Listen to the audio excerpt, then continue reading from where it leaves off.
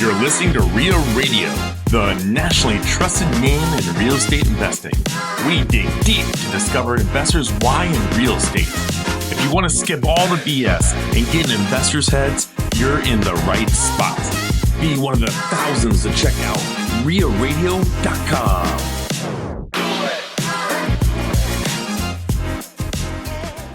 This episode is brought to you by PropStream.com. PropStream is one of the most trusted real estate data software solutions. PropStream benefits all real estate professionals. You can find properties and contact homeowners on the go with PropStream's mobile app. We offer free academy courses tailored to real estate investors and agents. Take advantage of our live webinar demos to learn the software and scale your real estate business. Visit www.propstream.com and sign up for your 7-day free trial to get more leads and grow your business. Welcome to the Real Estate Rundown with Owen Dashner and Ted Kaasch. Just can't say my own name. It doesn't flow good, man. I thought you'd talk in the third person by now. You're such a rich and famous person now in the real estate community. Rich and famous. that explains me perfectly, doesn't it? Oh, what's up, man? How's it going? Man, there's so much going on, but we'll get into that a little bit later. Okay. I think this might be kind of interesting, listener. It's called The Parable of 10 Men in a Bar. Oh, tell us the story. I'm hoping that some of you listening to this, the small number, have heard this before and know what I'm talking about. But for those that don't, this might be kind of interesting for you. So this is The Parable of 10 Men in a Bar, and it goes like this. So bear with me here. This is going to take me a minute to get through it. But all right, here's the story.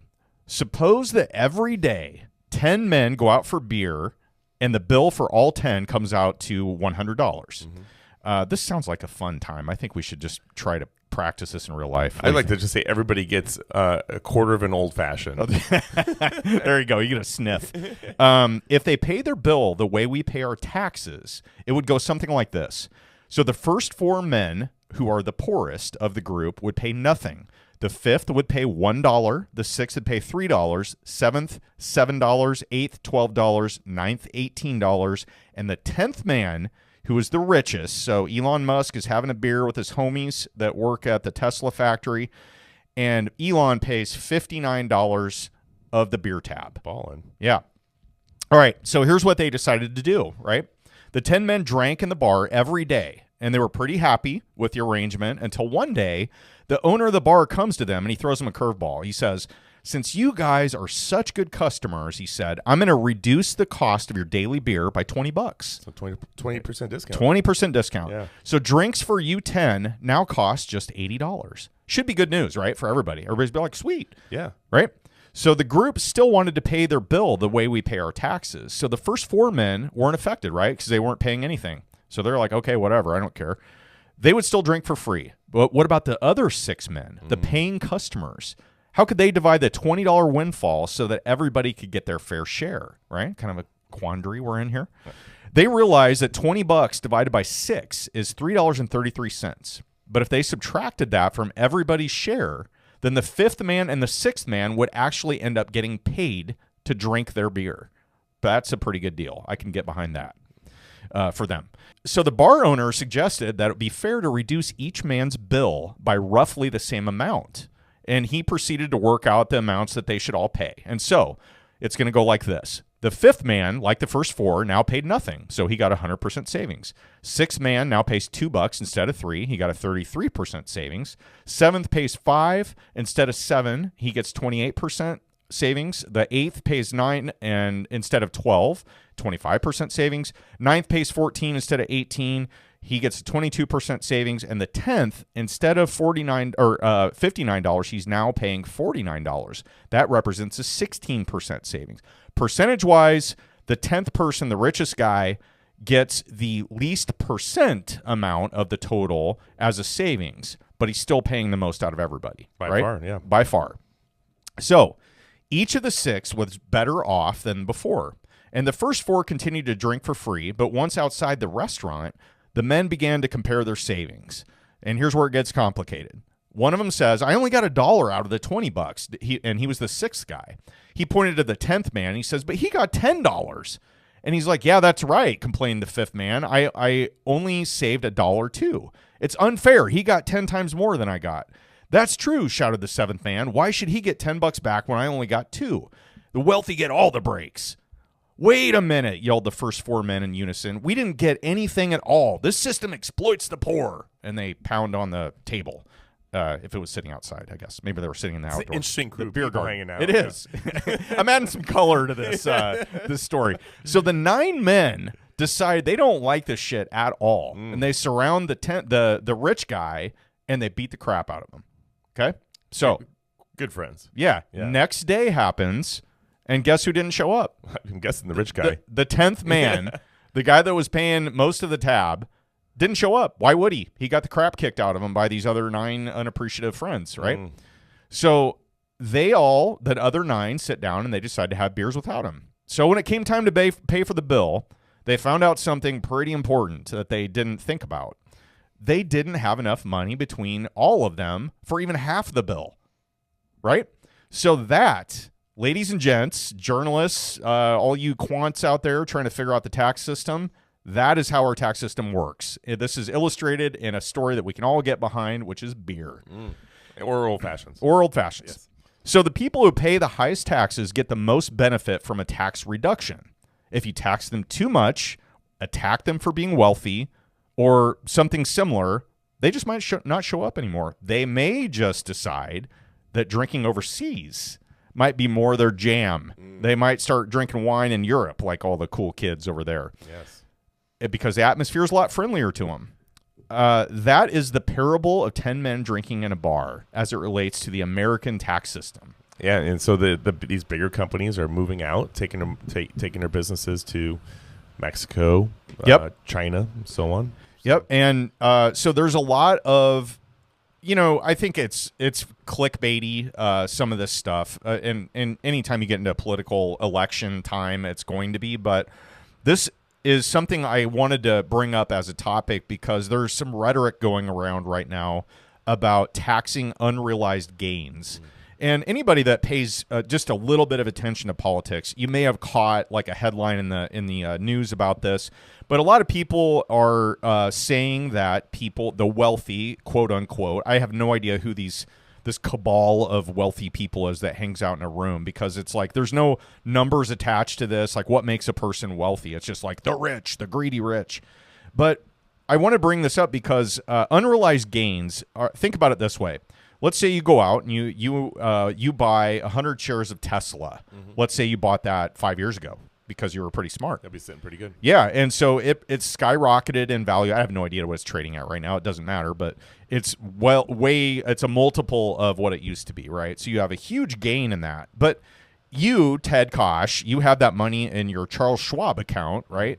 And you haven't sold it, right? So it's just sitting there. Yes, it's increased in value, but you haven't done anything with it. I haven't cashed in.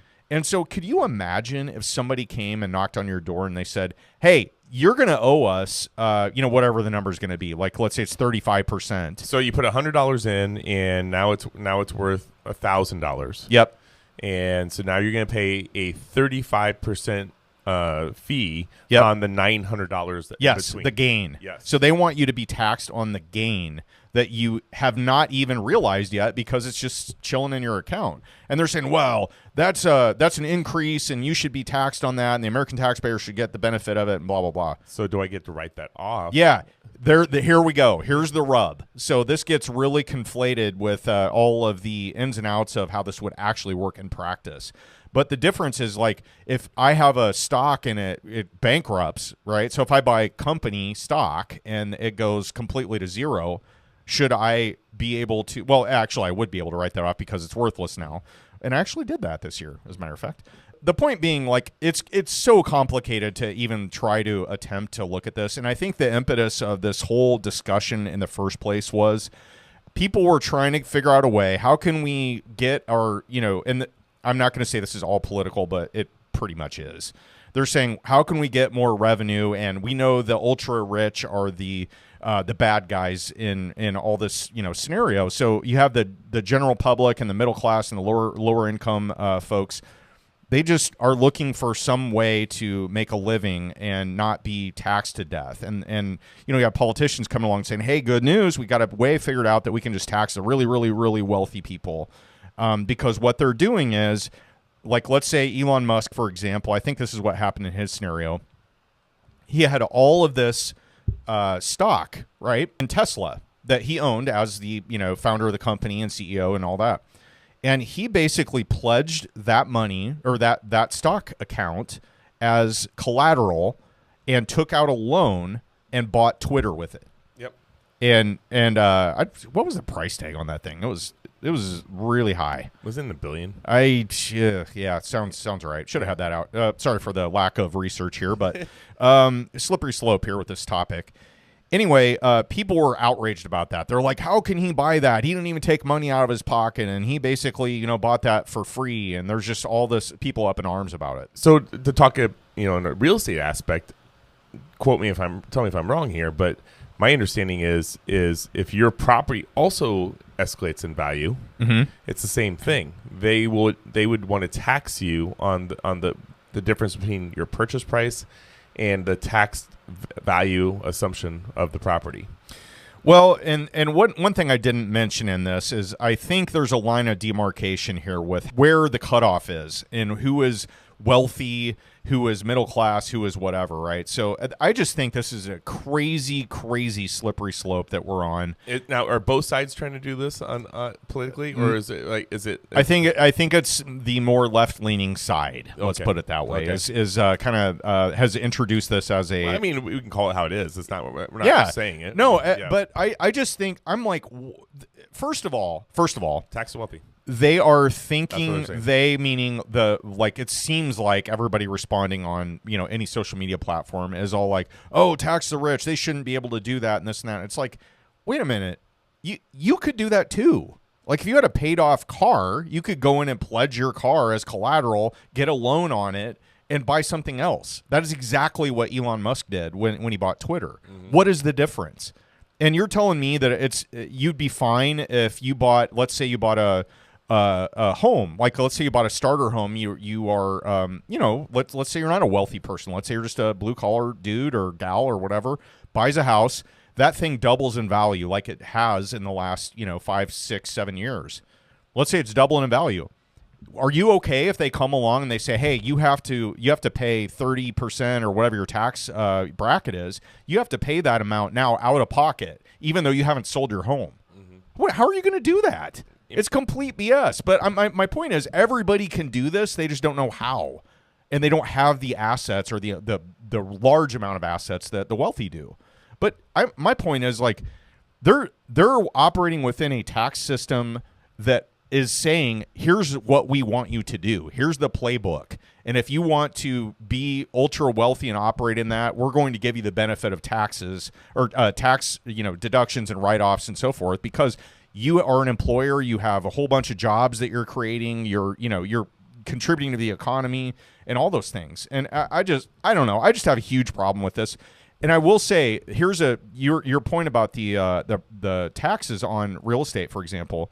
We actually already are doing that because of property tax increases. So we're paying unrealized gains because the county assessor is telling us that your property is now worth this. So we're going to tax you like it's actually you bought it for that. So you're paying more out of pocket, even though it's technically not sold, right? I mean, I have a good interest rate on my property, and main reason we haven't moved, but I've had a $700 increase on my payments. Yeah, and yours was taxes and insurance, right? That was it. Taxes and insurance. Yep. Yeah, same. Mine's a bloodbath. I mean, luckily I'm in a position that it isn't destroying me, but I mean, I couldn't imagine a family that's got a standard W-2 that hasn't seen those increases in their paychecks. No, can you imagine? I don't know. It just really irks me, this whole thing on every time there's an election coming up. It's like tax. Oh, we got to tax the wealthy. And that's like a platform that everybody seems to get behind. But the problem isn't taxing the wealthy. The problem is we have a spending problem. Why can't we look at that and say, okay, yes, I know this is going to piss off a swath of people out there, but we're going to have to eliminate or really reduce this program and just go through some hard times. I mean, we're not doing it. Everybody's just saying, hey, I want this, and the government's like, okay, we'll figure out how to do it. Yeah. Yeah, I don't know. And it's not a topic that came up in the presidential debate on either side either. Like it was all social stuff. Yeah. Nobody talked about the taxes and the debt. I mean, that stuff just didn't come up for the most part. Yeah, it's not going to get fixed overnight, but some of this stuff is just freaking ridiculous that they bring up as possible, legislation they're going to introduce, and I just think that one was like completely off the rails.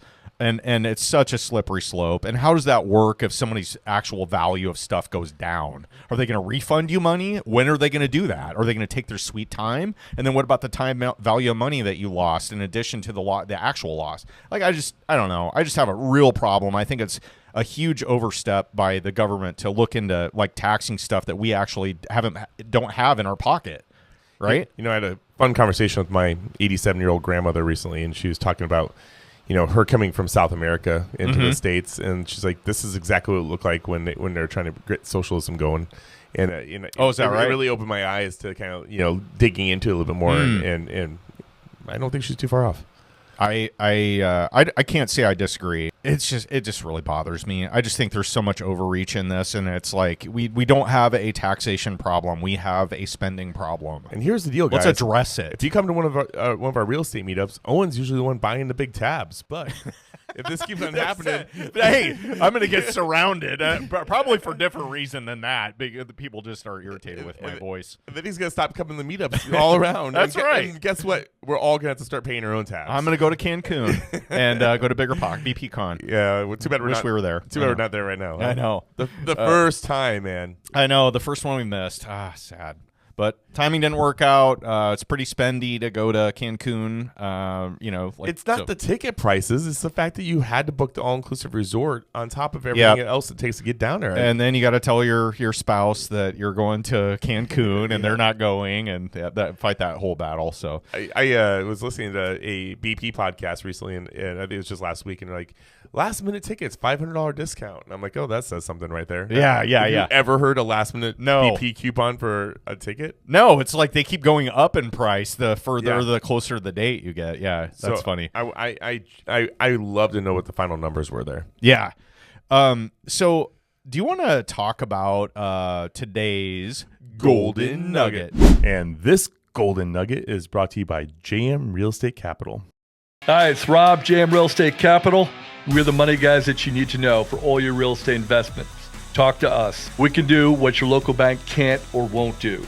We don't have millions, we have trillions with a T to lend. 844-we close, or go online, jmrecapital.com. That's jmrecapital.com. JM Real Estate Capital, smart solutions for the real estate investor. And you actually brought this up, so I think we can collab on this one. But you want to bring up your topic that you thought might be a good idea? Go ahead. So Ted and I were talking. So today is October 3rd when we're recording this. You're going to listen to this next week, which will be Monday the 8th.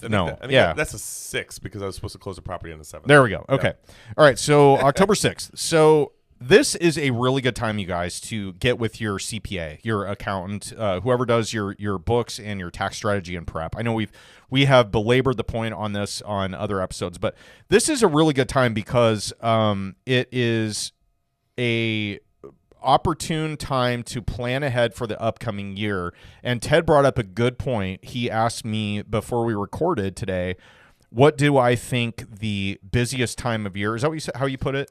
As a investment real estate agent, which I am, and I find that most people think it's really surprising to hear that my busiest time of year is always in December. Yeah, I was a little surprised by that myself, but it makes sense now that if you want to get into that. I know you brought it up a couple of times before, but and the reason is that I will go through my book of business investor clients, and usually in October and November. And then start telling them to reach out to their CPA accountants and find out where they're sitting. Maybe they sold some properties. Maybe they're wholesaling. Maybe they needed some extra cash and they sold some stuff off. Mm-hmm. And when you meet with them, they will say, hey, you probably should buy a house, an investment property. Maybe you have a flip going on and it's set to get done in January, but it'd be in your benefit to actually close it, to finish it up and button it up before that, so that way you can take advantage of all those rehab bills to write those off. Maybe it's time to go buy a vehicle. This time last year, I went and met with my CPA, and then the conversation came up of buying a truck. And then I've always wanted an electric truck. And then he's like, well, then you get the additional $7,500 savings. Plus, if you buy it before December 31st, you get 80% of the vehicle that you can write off due to weight. So I think it's got to weigh 6,001 pounds yes. more. Yeah, 6,001 pounds. And also, caveat, Ted and I are dumb. I think anybody that is listening to this for any given time knows that about about taxes and professional advice. So caveat here, we're not tax preparers, CPAs, any of that stuff. So don't listen to us for tax advice. Consult your tax advisor. However, Ted and I have both bought 6,000 plus pound vehicles recently in the last year or two, and you can take bonus depreciation on those. Talk to your tax preparer about it and how that could benefit you as a real estate professional, or even somebody that invests in real estate on the side. See what that means for you is the point here. And there's also things like you might be able to jam a tax segregation study in if that benefits your. Like, let's say you have like Ted mentioned, a tax year where you sold a few things and you're going to have a big tax hit on capital gains, or maybe you had a high income year maybe you got a kick-ass bonus in your W-2, or you're a high income earner and you're just looking for a way to, offset your regular income taxes.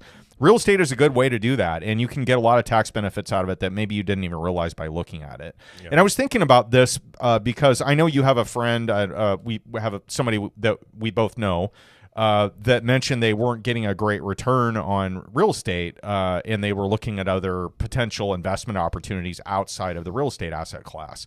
You can't just look at it like, oh, I'm not making much cash flow, or I'm not making much income off of that. I think that is, in my opinion, the least important of all four major tax benefits of real estate.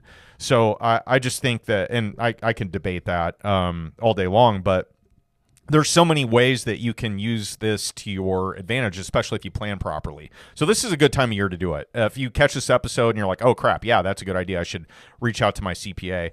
Talk to Ted about a REIA radio discount. With your tax professional. We do. We have a Frankel. Frankel Zachariah does some hookups for our members. So that's right. So anybody that hasn't aligned with a tax pro, check with Ted ahead of time and hit us up on our Instagram, REIA Radio. Boom. And I respond to that. Yeah, there you go. Yeah.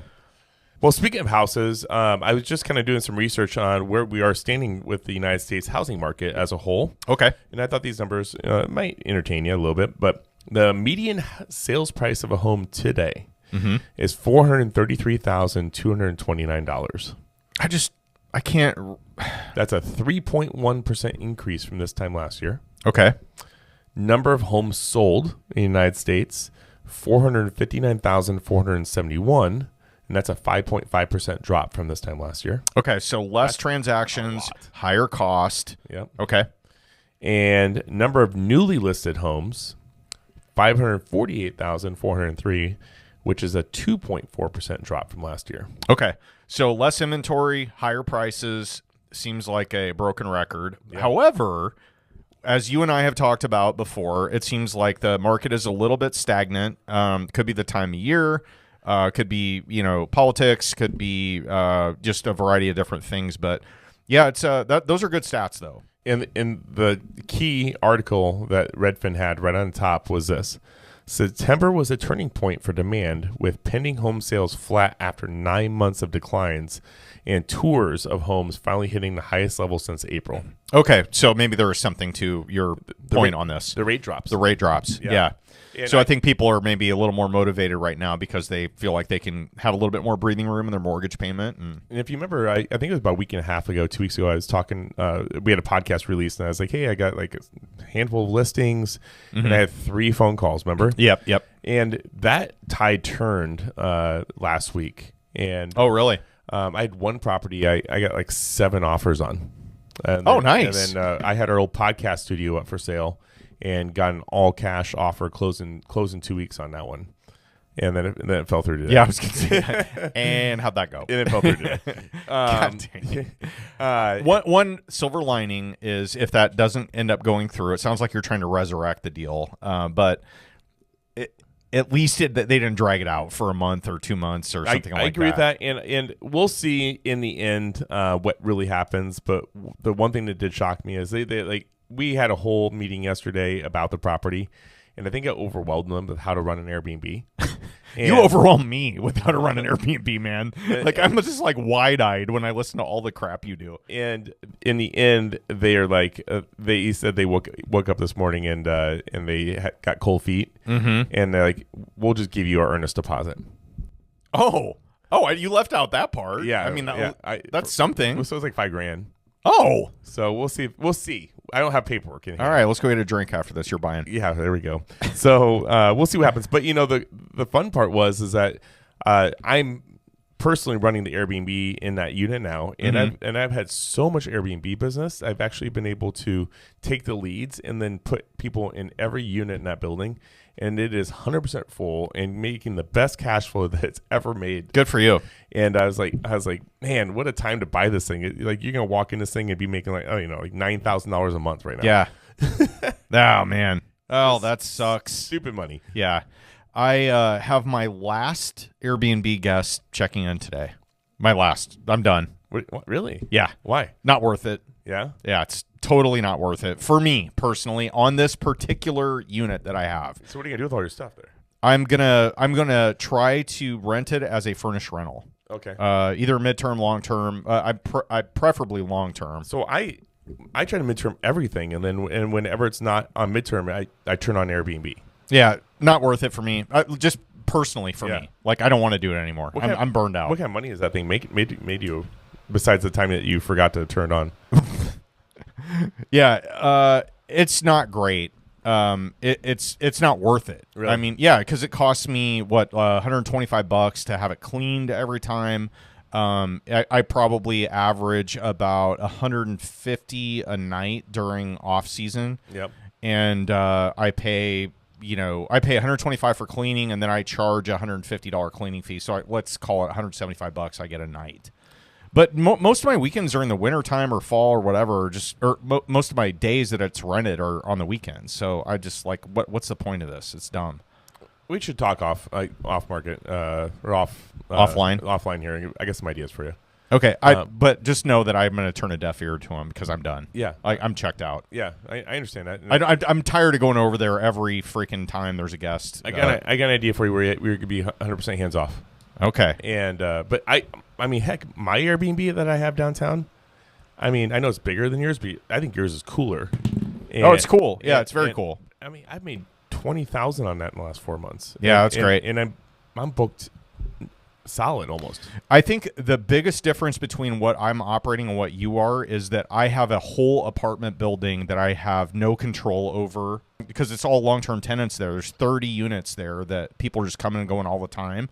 So it's like, do I have the one unit contained? Yeah, it's great. It's clean. It's done, ready to go. But the hallways, I have no control over what those look like, and I can't get a cleaner there every day. I would hemorrhage cash. You know what I mean? Of course. So I have to make sure the lobby's clean, the outside's clean, the trash is picked up, and all that. It sucks. I just think it was a bad choice for me to take this particular unit. It was a good idea at the time based on the information I had, but I'm done. Trial's over.